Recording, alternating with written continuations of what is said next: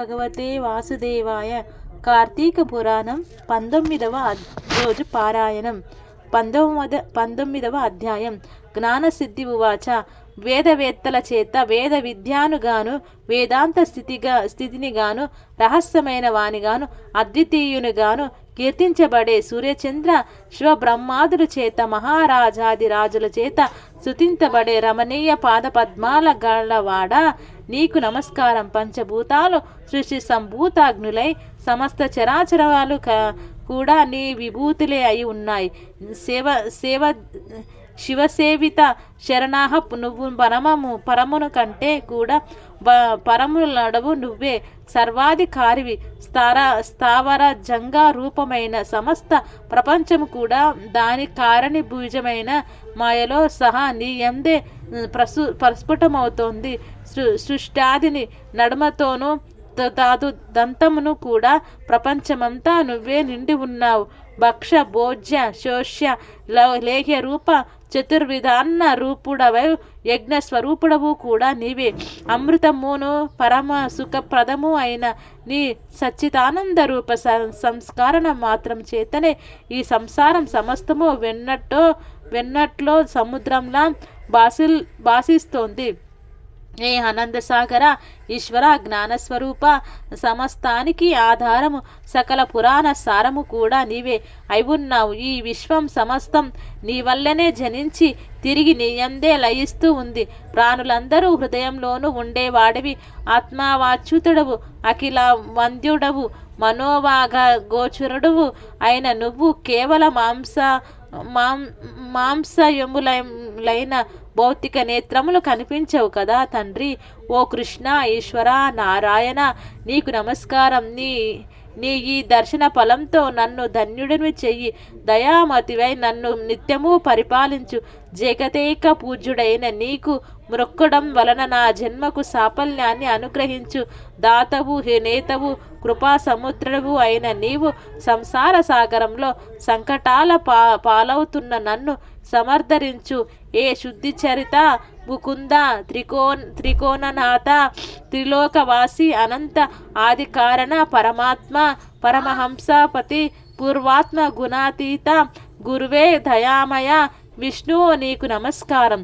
నిత్యానంద సుఖాబ్దివాసి, స్వరాగవర్గ ప్రద, అభేద తేజోమయి, సాధుఘ్న హృద్యాధిస్థ, ఆత్మరామ దేవదేవేశ గోవింద నీకిదే నమస్కారం. సృష్టి స్థితి లయకార వైకుంఠవాస, బుద్ధిమంతులైన వారు నీ పాదములయందలి భక్తి అనే పడవ చేత సంసార సాగరాన్ని తరించి నీ స్వరూప్యాన్ని పొందగలుగుతున్నారో అటువంటి తేజోరూపులవైన నీ పాదాలకివే నా ప్రణమాలు. వేదాల చేతగాని, శాస్త్ర సత్తర్క పురాణ నీతి వాక్యాదుల చేతగాని మానవుల నిన్ను దర్శించలేరు.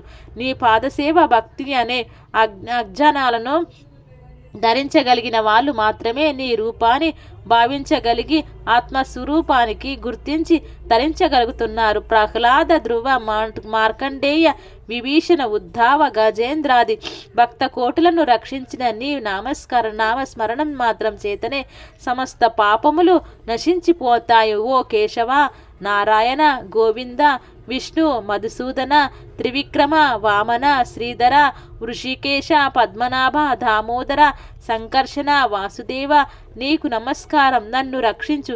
ఈ విధంగా తెరిపి లేని పారవశ్యంతో తనను స్మృశిస్తున్న జ్ఞానసిద్ధుణ్ణి చిరునవ్వుతో చూస్తూ, జ్ఞానసిద్ధ, నీ స్తోత్రానికి నేను సంతోషభరితుడైనాను. ఏం వరం కావాలో కోరుకో అన్నాడు విష్ణుమూర్తి. హే జగన్నాథ, నీకు నాయందు అనుగ్రహమే ఉన్నట్లయితే నాకు సాలోక్యాన్ని, వైకుంఠాన్ని ప్రసాదించుమని కోరాడు. జ్ఞానసిద్ధుడు తదాస్తు అని దీవించి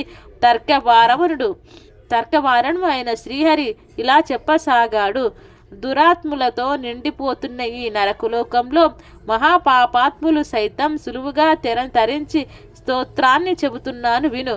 సత్పురుష, నేను ప్రతి ఆషాఢ శుద్ధ ద్వాదశి నాడు మేల్కొంటాను. నాకు నిద్రా సుఖాన్ని ఇచ్చే ఈ 4 నెలలు ఎవరైతే సద్రాతలను ఆచరిస్తారో వారు విగత పాపులై నా సన్నిధ్యాన్ని పొందుతారు.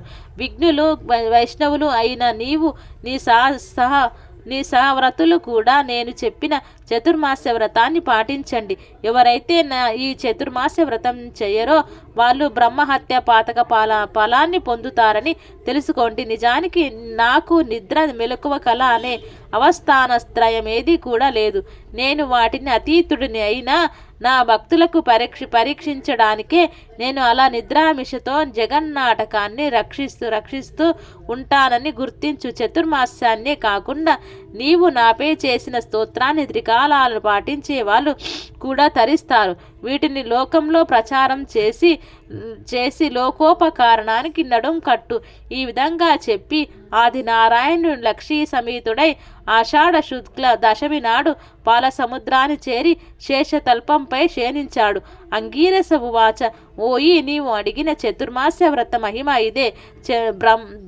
దుర్మాత్ములైన పాపులైనా సరే హరిహరనారాయణులై ఈ చతుర్మాస వ్రతం చేసి బ్రాహ్మణ వైశ్య క్షత్రియ శూద్ర స్త్రీ జాతుల వారందరూ కూడా తరించి తీరుతారు. ఈ వ్రతాన్ని చేయని వాళ్ళు గోత్ర హత్యాపాలాన్ని కోటి జన్మల సురపానం చేసిన పాపాన్ని పొందుతారు.